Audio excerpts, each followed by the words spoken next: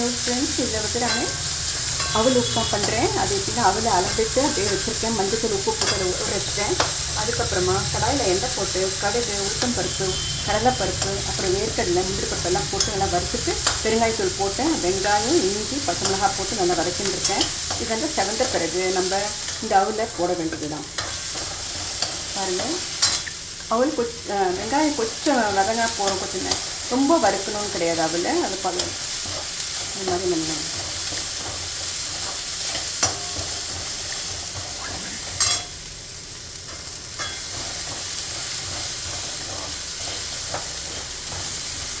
இப்போ இதை நம்ம போட போகிறோம்.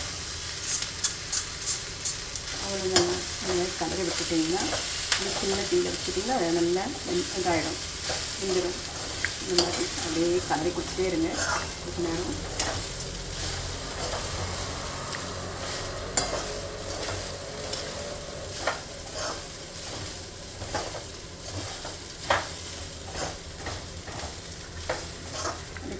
மூடி வச்சுட்டு அது ஒரு 5 நிமிஷம் மூடி வச்சுட்டு பிறகு சரியாயிடும். அது நிறுத்துறதுக்கு முன்னே கொஞ்சம் லைன் போஞ்சிட்டு அது அப்புறம் தேங்காவையும் திருவி கொத்தமல்லி கருவேப்பிலை போட்டுட்டிங்கன்னா அது தயார், உப்புமா தயார்.